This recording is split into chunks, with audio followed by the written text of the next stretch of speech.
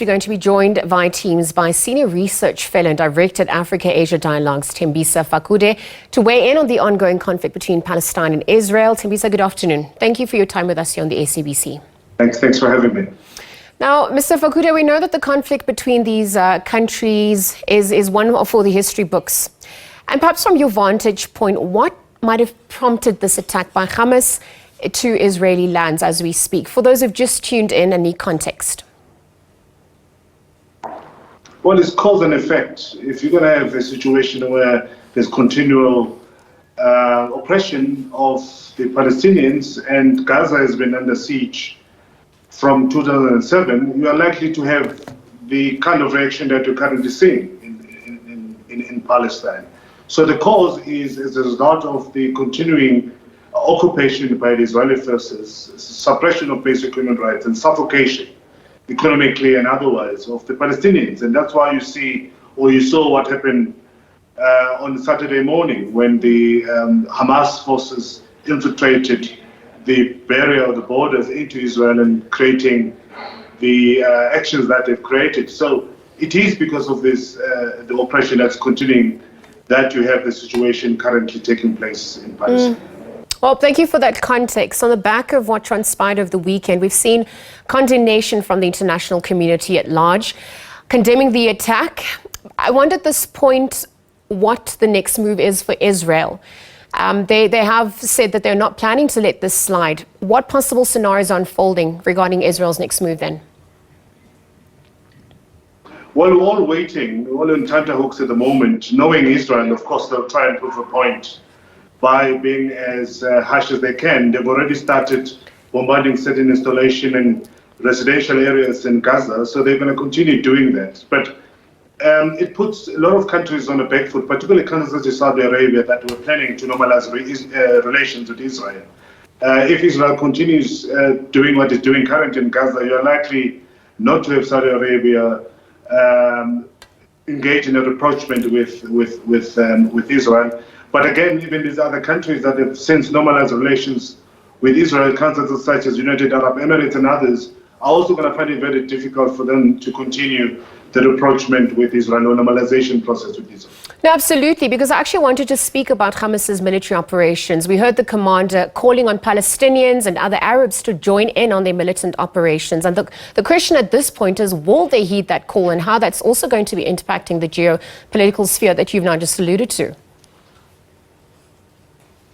Well, I don't think the Hamas was going to lead that call. In fact, what Hamas has done, it has called other formations, particularly in Palestine, such as Jihad, and in Lebanon, in the form of Hezbollah, to join in their fight against Israel. Iran has already said that it's going to continue supporting Hamas.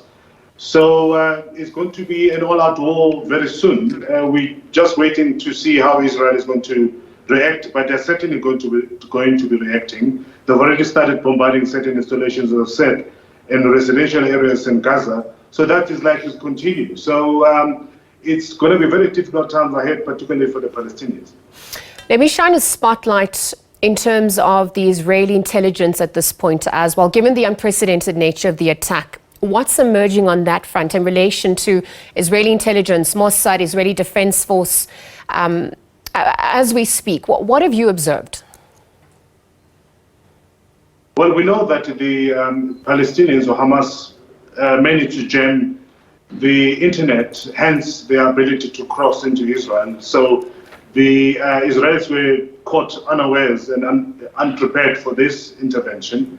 So that's what happened. And I think as we speak right now, the Israeli Defense Force is still fighting some of the Hamas fighters who are currently in the southern part of Israel, continuing with the attack. And I think until that is squashed by the Israelis, we are unlikely to see them moving towards what they promised, which was that they're going to go very hard on Hamas, and they're going to teach Hamas a lesson they've never had before. This is what Benjamin Netanyahu said. So till we see the total stop of what's currently happening inside Israel, we are unlikely to see the movement from the Israelis. But I don't think the Hamas is also sitting and waiting for Israelis to act. They've had a lot of people that were captured inside Israel who are currently in Gaza. And I think those people, of course, their fate remains in question should Israel decide to be harsh in their reaction towards the Hamas. You are likely to have those people being killed as well. So there's going to be a retaliation as well from Hamas in terms of depending on how Israel decides to act in this regard. Thembisa, we are nearing the end of our conversation. Just very quickly, I want to look at fears at this point, obviously spreading into other countries, their preparation as well, perhaps Hezbollah in Lebanon, etc. And journalists covering this, do they have special protection from any attack as we speak? Well, as journalists, and I've done war coverage in the past, there's never a protection, but you need to take care of yourself and make sure that when you cover these stories, you're protected. The temptation, of course, for most journalists is embeddedment. So you'll find that most journalists will be embedded with the warring factions. So in this case, you'll find that journalists, some of them, will be moving around with the Israeli Defense Force. In Gaza, you'll find journalists embedding themselves within the Hamas or Islamic Jihad.